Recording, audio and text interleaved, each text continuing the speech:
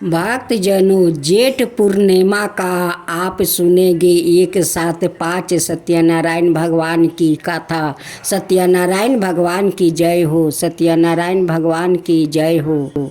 एक समय की बात है, नैसीरन तीर्थ में सैनिकादि के 88,000 ऋषियों ने इस कलयुग में वेद विद्या रहित मनुष्यों को प्रभु भक्ति किस प्रकार मिल सकती है और उनका उद्धार कैसे होगा। हे मुनि श्रेष्ठ, कोई ऐसा तप बताइए जिसे थोड़ा समय में ही पुण्य मिले और मन बछित फल भी मिल जाए। इस प्रकार की कथा सुनने की हम इच्छा रखते हैं। सबर शास्त्रों के गाता सूत जी बोले, हे विष्णुवो पूज्या, आप सभी ने प्राणियों के हित की बात पूछी है, इसलिए मैं ऐसे श्रेष्ठ व्रत को आप लोग को बताऊंगा जिसे नारद जी ने लक्ष्मी नारायण जी से पूछा था और लक्ष्मीपति ने मुनि श्रेष्ठ नारद जी से कहा था, आप सब इसे ध्यान से सुनिए। एक समय की बात है, योगी राज नारद जी दूसरों के हित की इच्छा लिए अनेकों लोकों में घूमते हुए मृत्युक लोक में आ पहुँचे। यहाँ उन्होंने अनेक योनियों में जन्मे पराए सभी मनुष्यों को अपने कर्मों द्वारा अनेकों दुखों से पीड़ित देखा। उनका दुख देख नारद जी सोचने लगे कि कैसे यत्न किया जाए जिसके करने से निश्चित रूप से मानव के दुखों का अंत हो जाए। इसी विचार पर मनन करते हुए वो विष्णु लोक में गए। वहाँ वो देवों के ईश्वर भगवान नारायण की स्तुति करने लगे, जिनके हाथों में शंख चक्र गदा प्रद्युम्न थे, गले में वरमाला पहने हुए थे। स्तुति करते हुए नारद जी बोले, हे भगवान, आप अत्यंत शक्ति से पसंद है। मन और वाणी भी आपको नहीं पा सकती है। आपका आदि मध्यम और अंत नहीं है। निर्णय स्वारूप दृष्टि के कारण भक्तों के दुख को दूर करने वाले आपको मेरा नमस्कार है। नारद जी की स्तुति सुन विष्णु भगवान बोले, हे मुनि श्रेष्ठ, आपके मन में क्या बात है? आप किस काम के लिए पधारे हैं, उसे निसंकोच कहो।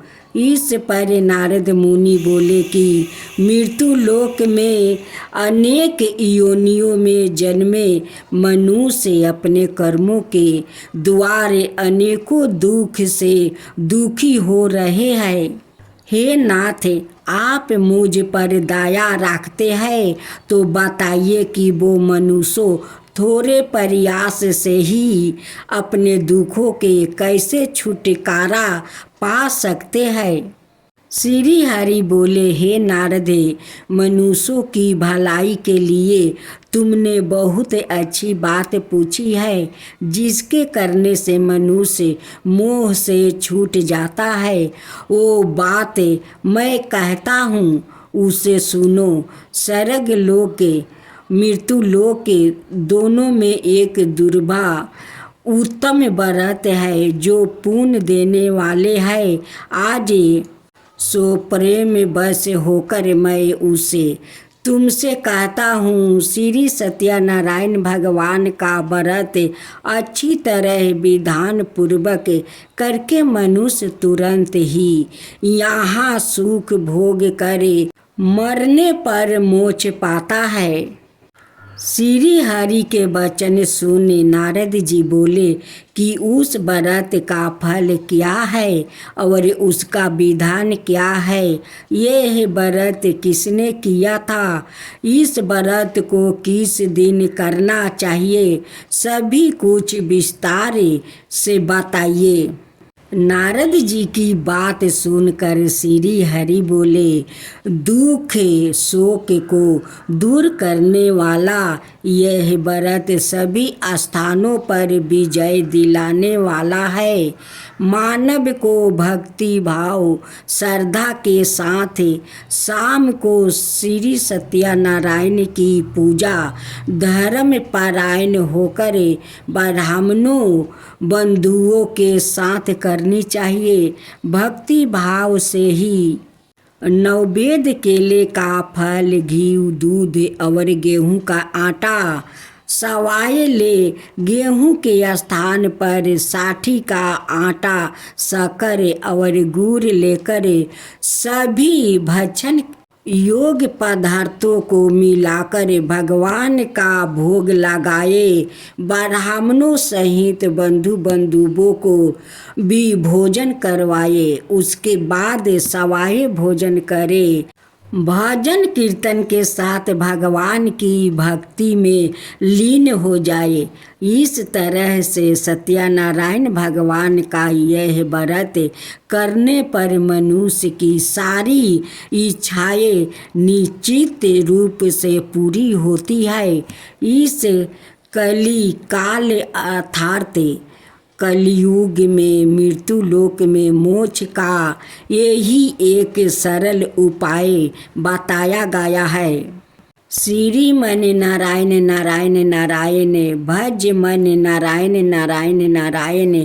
श्री सत्यनारायण भगवान की जय। अब सुने दूसरा अध्याय।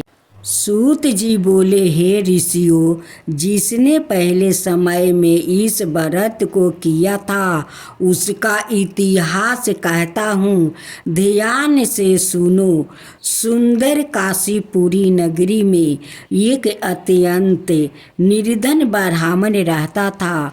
भूखे प्यासे से परेशान वो धरती पर घूमता रहता था। ब्राह्मणों से प्रेम करने वाले भगवान ने एक दिन ब्राह्मण का वेश धारण कर उसके पास जाकर पूछा, हे वीरपा, नित्य दुखी होकर तुम पृथ्वी पर क्यों घूमते हो? दीन ब्राह्मण बोला, मैं निर्धन ब्राह्मण हूँ, भिक्षा के लिए धरती पर घूमता हूँ। हे भगवान, यदि आप इसका कोई उपाय जानते हो तो बताइए। वृद्धा ब्राह्मण कहता है कि सत्यनारायण भगवान को मन वांछित फल देने वाले हैं, इसलिए तुम उनका पूजा करो। इसे करने से मनुष्य सभी दुखों से मुक्ति हो जाता है। वृद्धा ब्राह्मण बन कर आए सत्यनारायण भगवान उस निर्धन ब्राह्मण को व्रत का सारा विधान बताकर अंतर्ध्यान हो गए।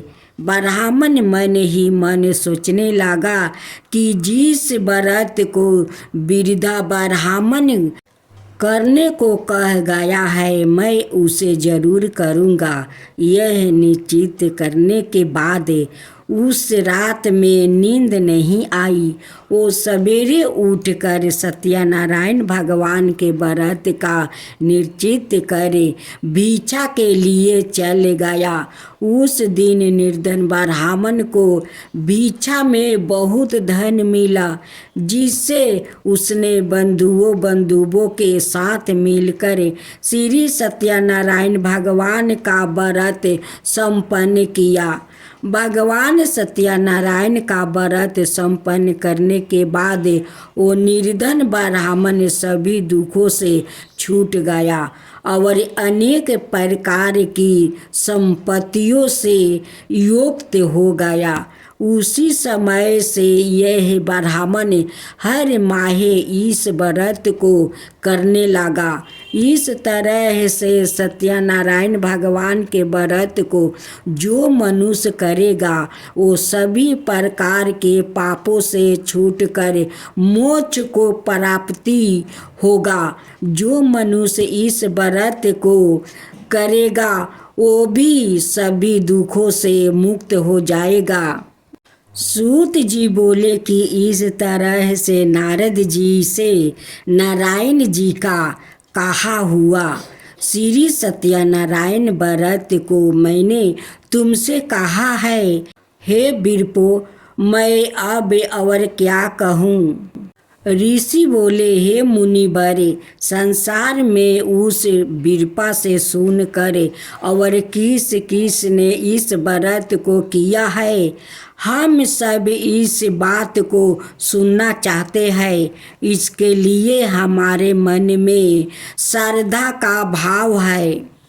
सूत जी बोले, हे मुनियों, जिस जिस ने इस व्रत को किया है ओ सब सुनो। एक समय वही विप्र धन ऐश्वर्य के अनुसार अपने बंधु बंधुओं के साथ इस व्रत को करने को तैयार हुआ। उसी समय एक लकड़ी बेचने वाला बूढ़ा आदमी आया और लकड़ियाँ बाहर रख कर अंदर ब्राह्मण के घर में गया।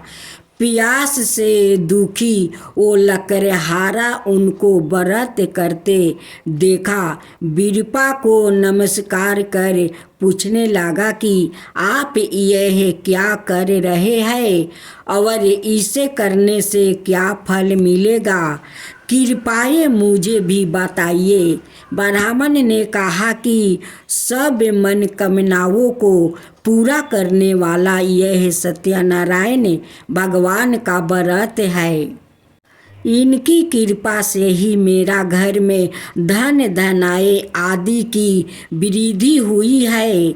विप्र से सत्यनारायण व्रत के बारे में जानकर लकड़हारा बहुत पसंद हुआ।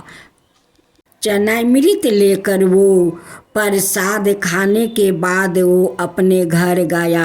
लकड़हारा ने अपने मन में संकल्प किया कि आज लकड़ी बेचने से जो धन मिलेगा उसी से सत्यनारायण भगवान का उत्तम व्रत करूँगा। मन में इस विचार को ले बूढ़ा आदमी सिर पर लकड़ियाँ रखा उस नगर में बेचने गया जहाँ धनी लोग ज़्यादा रहते हैं। उस नगर में उसे अपनी लकड़ियाँ का दाम पहले से 4 गुना अधिक मिलता है।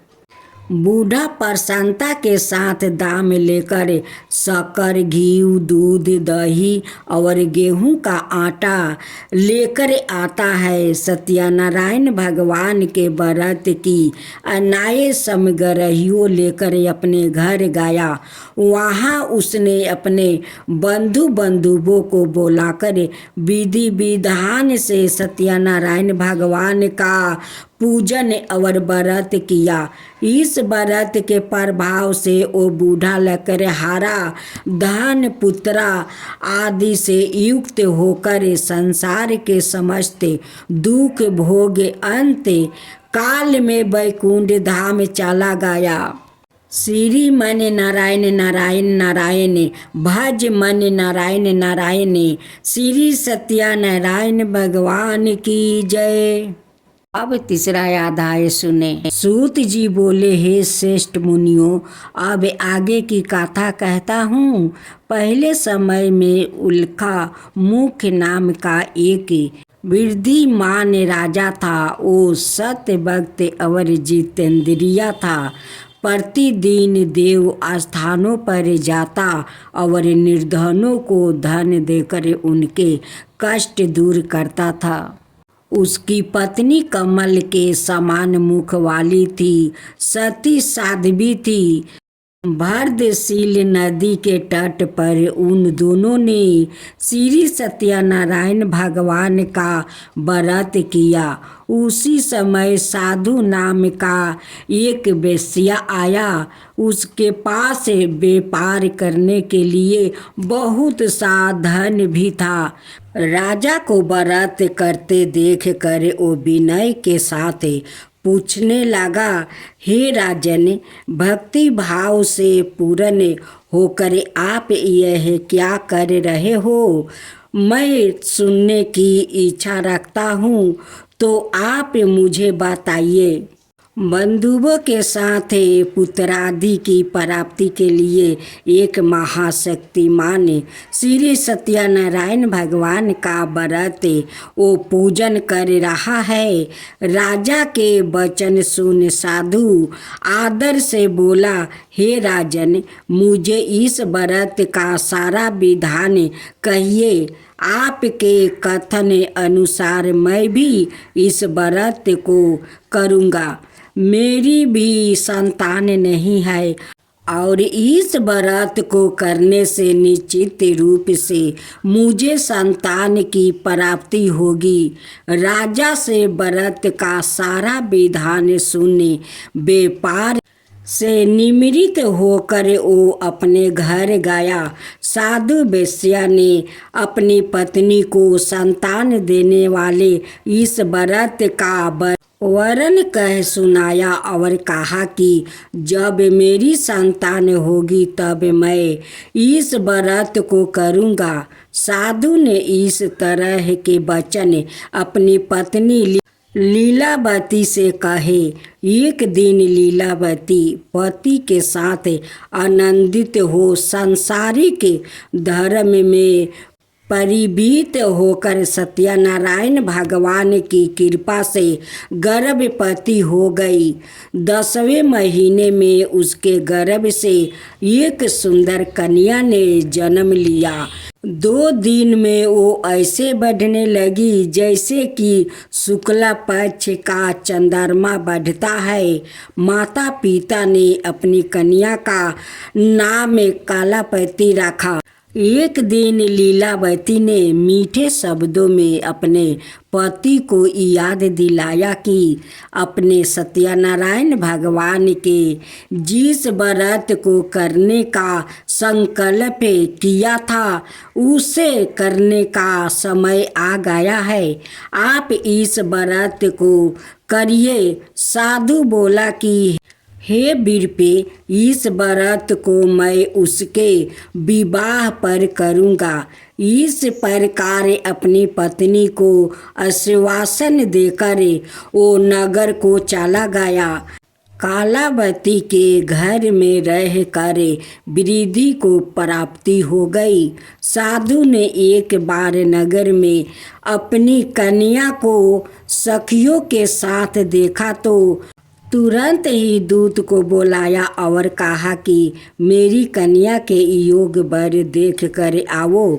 साधु की बात सुनकर दूत कंचन नगर में पहुंचा और वहाँ देखभाल कर लड़की के सुयोग्य बानिक पुत्रा को लेकर आया। सुयोग्य लड़के को देखे साधु ने बंधुओं को बुलाकर अपनी पुत्री का विवाह करवा दिया। लेकिन दुर्भाग्य की बात यह है कि साधु ने अभी भी श्री सत्यनारायण भगवान का व्रत नहीं किया। इस पर श्री सत्यनारायण भगवान क्रोधित हो गए और श्राप दिया कि साधु को अत्यधिक दुख मिले।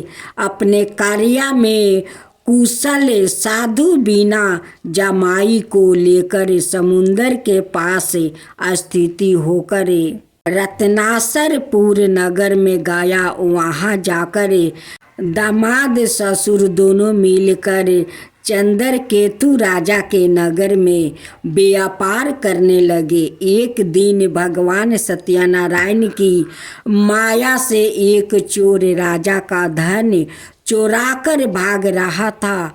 उसने राजा के सिपाहियों को अपना पीछा करते हुए देखा चोराया हुआ धन वहाँ राख दिया जहाँ साधु अपने जमाई के साथ ठहरा हुआ था।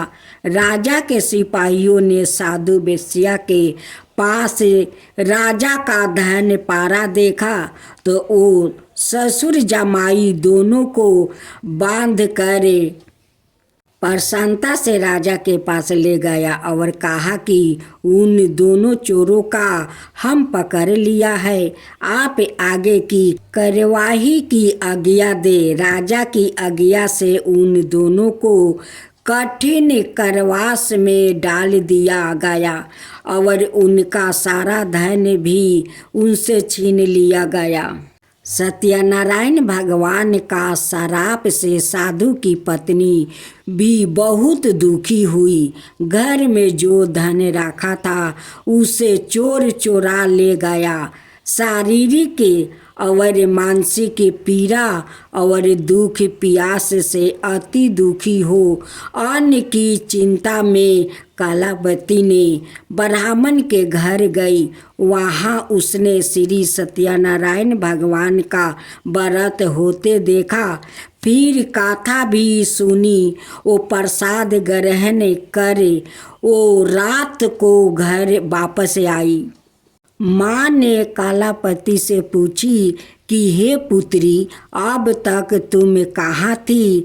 तेरे मन में क्या है? कलावती ने अपनी माता से कहा कि हे माता, मैंने एक ब्राह्मण के घर में श्री सत्यनारायण भगवान का व्रत देखा है। कन्या के वचन सुन लीलावती भगवान के पूजन की तैयारी करने लगी। लीलावती ने परिवार बंधुओं सहित सत्यनारायण भगवान का पूजन किया और उसने वर मांगा कि मेरे पति और जमाई शीघ्र घर आ जाए। साथ ही यह भी प्रार्थना की कि हम सब का अपराध क्षमा करे। श्री सत्यनारायण भगवान इस व्रत से संतोष हो गए और राजा चंद्रकेतु को सपने में दर्शन दिया। कहा कि हे राजन, तुम उन दोनों वेश्यों को छोड़ दो और तुमने उनका जो धन लिया है उसे वापस कर दो। अगर ऐसा नहीं किया तो मैं तुम्हारा धन, राज्य, संतान सभी को नष्ट कर दूंगा। राजा को यह सब कहकर वो अंतर्ध्यान हो गए। प्रातः काल सभा में राजा ने अपना सपना सुनाया। फिर बोले कि बानिक पुत्रा को कैद से मुक्ति कर सभा में लाओ। दोनों ने आते ही राजा को प्रणाम किया। राजा मीठे वाणी में बोला, हे महानुभावों, भाग्य बस से ऐसा कठिन दुख तुम्हें प्राप्ति हुआ है, लेकिन अब तुम्हें कोई भय नहीं है।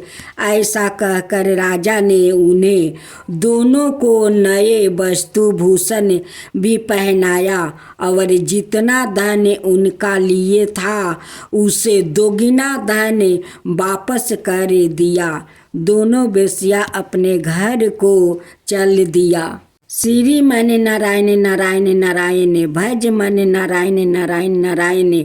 श्री सत्या भगवान की जय।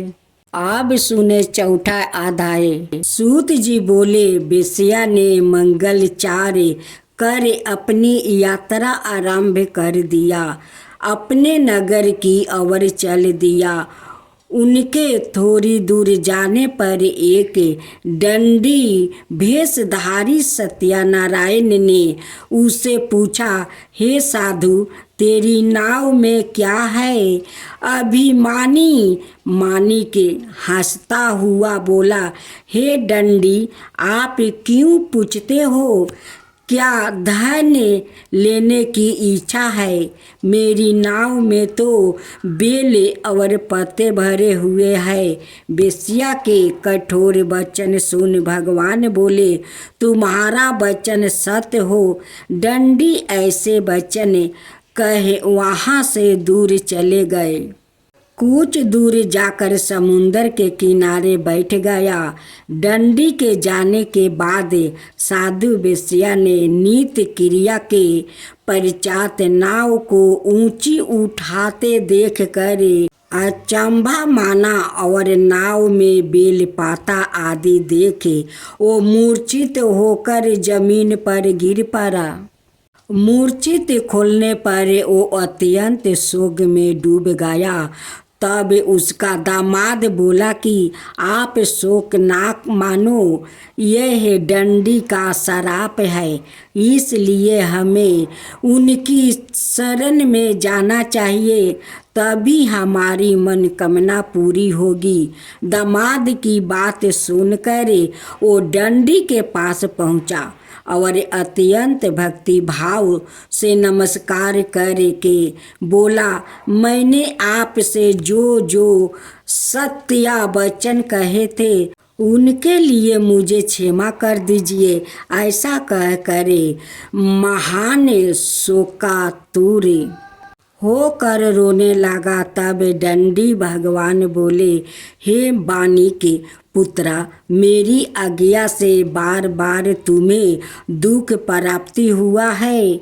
तू मेरी पूजा से विमुख हुआ है। साधु बोला, हे भगवान, आपकी माया से ब्राह्मण आदि देवता भी आपके रूप को नहीं जानते, तब मैं अज्ञानी कैसे जान सकता हूँ। आप प्रसन्न हुए हो, अब मैं समर्थ के अनुसार आपकी पूजा करूँगा। मेरी रक्षा करो और पहले के समान नौका में धन भर दो।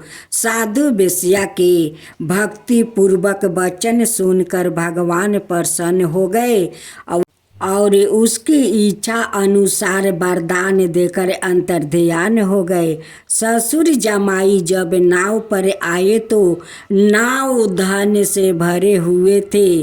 फिर वही अपने अन्यायी साथियों के साथ सत्यनारायण भगवान का पूजन कर अपने नगर को चल दिया। जब नगर के नजदीक पहुँचे तो दूत को घर पर खबर करने के लिए भेज दिया। दूत साधु की पत्नी को प्रणाम कर कहता है, मालिक अपने दामाद सहित नगर के लौटा आ रहा है।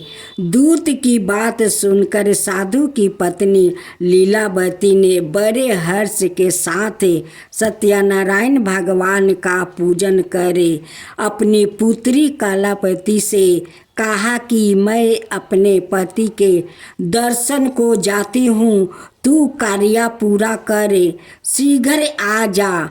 माता के ऐसे वचन सुनकर कलावती जल्दी से प्रसाद छोड़कर अपने पति के पास चली गई।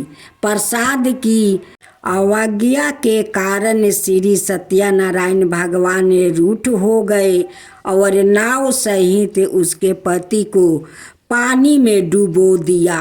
कलावती अपने पति को वहाँ ना पाकर रोती हुई जमीन पर गिर गई।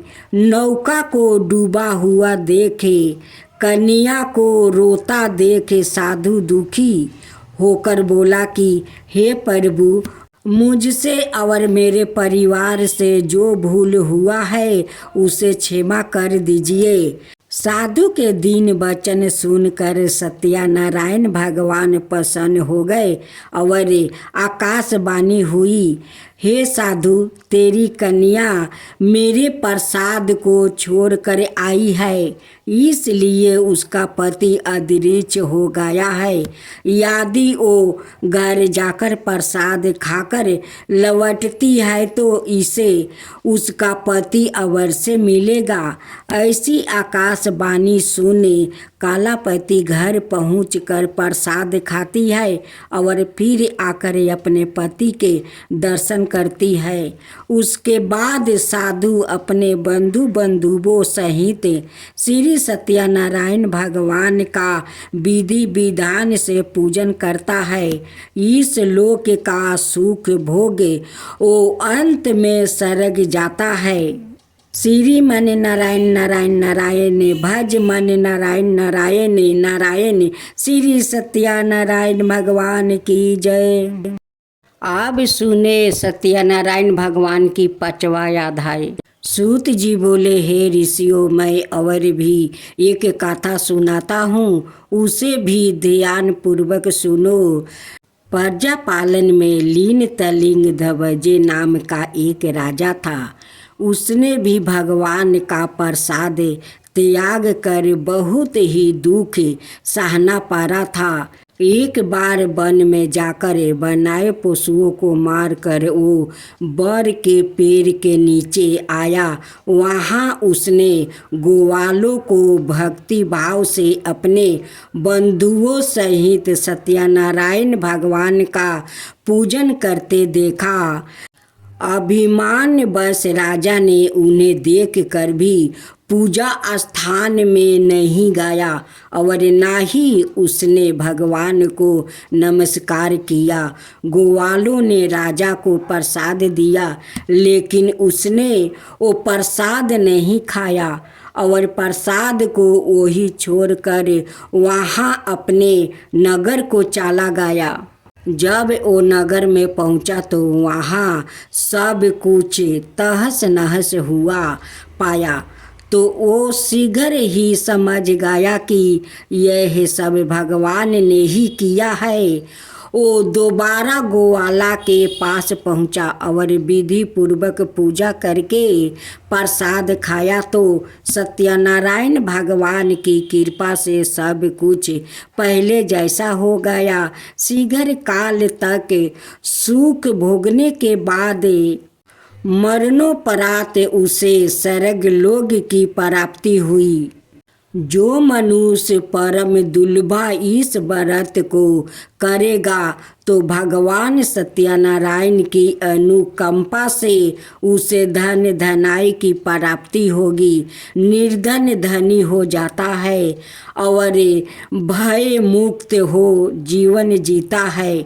संतानहीन मनुष्य को संतान सुख मिलता है और सारे मनोरथ पूर्ण होने पर मानव अंतकाल में वैकुंठ धाम को जाता है।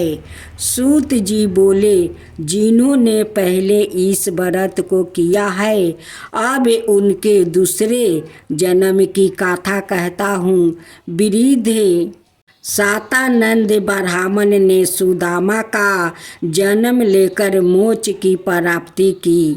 लकड़हारा ने अगले जन्म में निषाद बनकर मोक्ष प्राप्ति किया।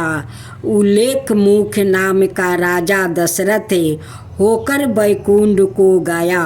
साधु नाम के वेश्या ने मोर ध्वज बनकर अपने पुत्र को आरे से चीर कर मोक्ष पाया। महाराज तिलंग ध्वज ने स्वाभू होकर भगवान भक्ति युक्त हो कर्म कर मोक्ष पाया। श्री मन नारायण नारायण नारायण भज मन नारायण नारायण श्री सत्यनारायण भगवान की जय। ओम जय जगदीश हरे स्वामी जय जगदीश हरे। भक्तों जन के संकट क्षण में दूर करे। ओम जय जगदीश हरे। जो दावे फल पावे दुखी विनाश मन का। सुख संपत्ति घर आवे कष्ट मिटे तन का। ओम जय जगदीश हरे। माता पिता तुम मेरे शरण कहूँ किसकी। तुम बिना और न दूजा आस करूँ मैं किसकी। ओम जय जगदीश हरे। तुम पुराण परमात्मा तुम ही अंतर्यामी।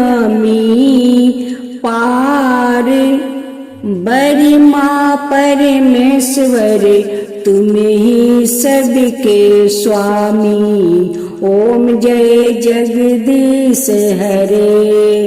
तुम करुणा के सागर तुम पालन करता। मैं सेवक तुम स्वामी कृपा करो भक्तो। ओम जय जगदीश हरे। तुम हो एक अगोचर सबके प्राणपति। किसी विधि मिलु दयामा तुमको मैं कुमति। ओम जय जगदीश हरे। दीन बंधु दुख हरता तुम ही रक्षक मेरे। अपना हाथ उठाओ द्वार पर तेरे। ओम जय जगदीश हरे। विषय विकार मिटाओ पाप हरो देवा। श्रद्धा भक्ति बढ़ाओ संतन की सेवा। ओम जय जगदीश हरे। श्री जगदीश जी के आरती जो कोई नर गावे। कहत शिवानंद स्वामी सुख सनपति पावे। ओम जय जगदीश हरे। स्वामी जय जगदीश हरे।